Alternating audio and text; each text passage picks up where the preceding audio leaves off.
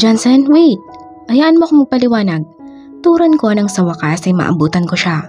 Sa bilis niyang maglakad ay dito ko na siya sa park na abutan. Mabuti nga't hindi siya sumakay sa kotse niya. Tumigil naman siya at nilingon ako. Ayos lang, Gia, ano ka ba? Tanggap ko naman ang wala na akong pag-asa sa'yo. Mabait siyang napangiti. Ramdam ko naman ang pagkirot ng dibdib ko. Nagkakamali ka, Jansen. Pakinggan mo nga muna ako. Dadali ka na naman eh. Naiinis na irirapan ko siya. Baka kasi hindi ko kayanin kung ano man iyang sasabihin mo.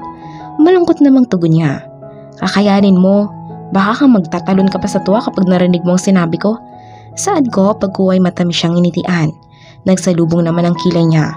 What do you mean? Takado niyang tanong. Akma ko nang ibubuka ang bibig ko nang bigla na lamang may humawak sa aking liig mula sa aking likuran. Kumusta ka, Jansen?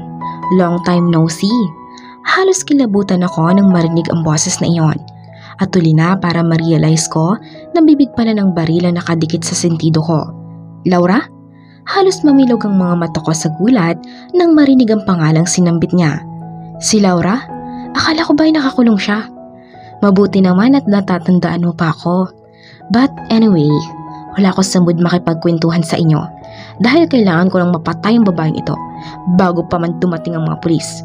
Ramdam ko sa bawat salitang binibitawan niya ang matinding galit. Mariin naman akong napapikit. Hindi ako natatakot. Mamaya, pero natatakot akong maiwan ang aking mga anak. Don't you dare, Laura.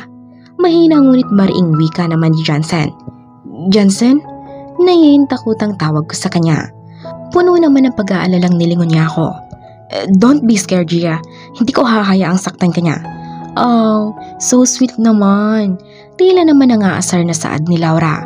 Pagkuway lalong diniinan ang dulo ng baril sa aking sentido. Dahilan para mapasinghap ako sa sakit. Kung ako na lang sana kasi ang pinili mong mahalin, hindi sana tayo aabot sa ganito, Jansen. Pero wala. Tanga ka eh. Kaya dapat lang napatayin ko ang babaeng ito. Pero bago pa man niya maiputok ang baril, ay umalingaw-ngaw na sa paligid ang magkakasunod na paghinto ng sasakyan ng mga pulis. Ibaba mo ang baril mo, Miss Laura.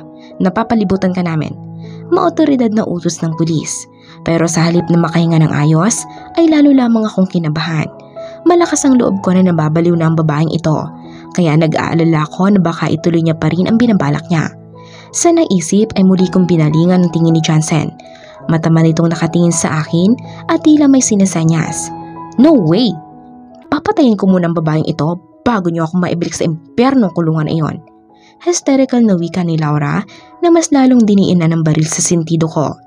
Pero hindi ko iyon inilintana dahil pinilit kong iniintindi ang sinesenyas ni Jansen. At nang sa wakas ay magets ko na ang sinasabi niya, ay tipid ko siyang nginitian at mariing pumikit upang umusal ng maikling dasal. Sana lang ay gumana ang gagawin ko. Sa pagmulat ko ng aking mga mata ay kasabay noon ang mabilis na pag-apak ko sa paa ni Laura. Malakas siyang napasigaw sa ginawa ko dahil sa sakit ay lumuwag ang kapit niya sa akin.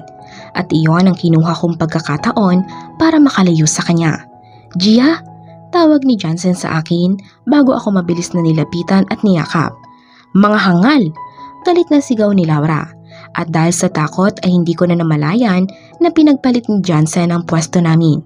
Siya na ngayon ang nakatalikod kay Laura at mahigpit na nakayakap sa akin. Kasunod doon ang malakas na pag-alingaw ng tunog ng baril sa paligid. Jansen? Kinakabahang sambit ko nang unti-unting lumuwag ang pagkakayakap niya sa akin. Muli ay magkakasunod na umalingaw ang putok ng baril sa paligid. At nang sulyapan ko sa likod ni Jansen si Laura ay wala na itong buhay na nakahiga sa damuhan. Gia? Muling bumalik ang atensyon ko kay Jansen. May tama ka, Jansen. Mahal na mahal kita, Gia. Singit niya na hindi pinansin ang sinabi ko. Huwag ka munang magsalita, Jansen. Pero hindi ko na magawang tapusin pa ang sasabihin ko nang tuluyan na siyang mawala ng balay. Jansen? Kagad na naisugod sa ospital si Jansen. At gustuin ko man siyang bantayan at alamin ang kalagayan niya ay hindi ko magawa. Dahil maging ako ay nawalan din ng malay. Siguro ay dahil sa sobrang pagod at takot. Nang magising nga ako ay nandito na ako sa silid na alam kong dito lang din sa ospital. Asan si Jansen?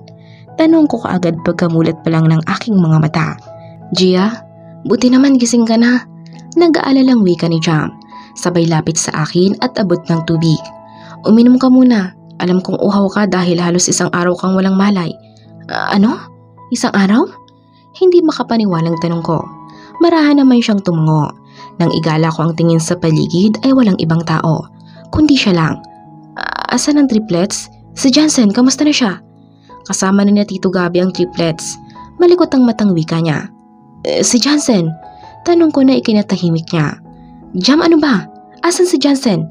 Hindi ko na napigilang huwag magtaas ng boses. Calm down, Gia. Baka mawalan ka na naman ng malay. Turan niya sa halip na pansinin ang tanong ko. Pero mariin akong umiling. Gusto kong malaman kung nasaan si Jansen. Gusto mo ba talaga?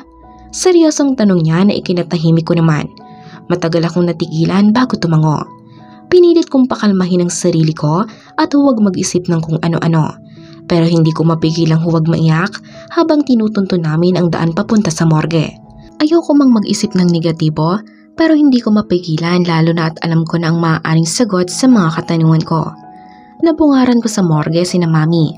Kasama ang triplets at maging ang pamilya ni Jansen ay nandun lahat at lahat sila ay tahimik na nakamasid sa akin. Pero wala roon ang atensyon ko, kundi sa taong nakahiga na nababalutan ng puting tela.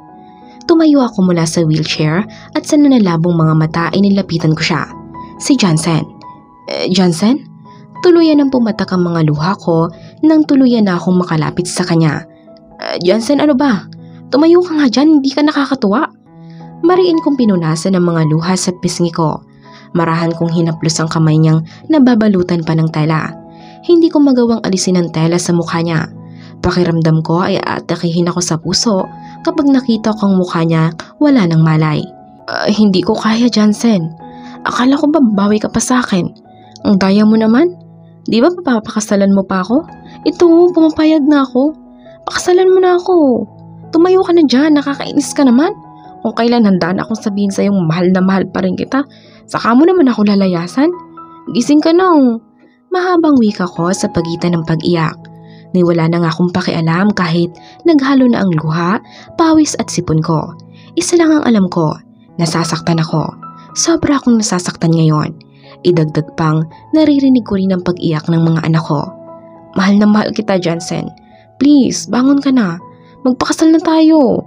Hayaan mo bang mawala na naman ang amang mga anak natin? Dagdag ko pa habang sumisingot-singot. Sino ba kasing may sabing hayaan kung mawala ng amang triplets?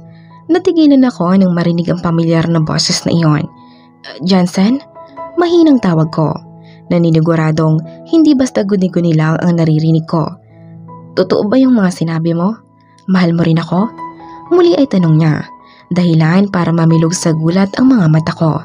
Nang lingunin ko sina Mami ay natatawang nakatingin lang sila sa akin at ang triplets. Kung kanina umiiyak sila, ngayon naman ay mga nakangiti na sila.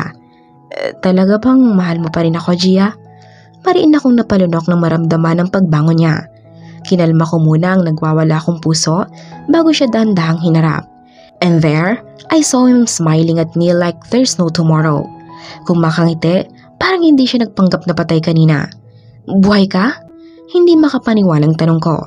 Oo naman, bakit ayaw mo ba? Tanong niya habang nagtataas baba ang kilay. Gago ka talaga. At nang maalala mga sinabi at pag-iyak ko kanina, ay nahihiyang pinaghahampas ko siya sa dibdib. Aray naman, Gia, masakit kaya? Che, kasalanan mo yan. Gago mo talaga, nakakainis ka. Nagpatuloy lang ako sa pagsundok sa dibdib niya. Natatawa namang sinasalag niya lang iyon at nang magsawa ay hunuli niya rin ang mga kamay ko at kinulong gamit ang malalaki niyang mga kamay. Samantalang rinig ko naman ang pagpipigil ni na Mami ng tawa. Kinunsya mo pa talagang mga bata. Naiinis na singhal ko. Sorry na. Ginawa ko lang iyon para mapaamin ka sa totoo mong nararamdaman sa akin.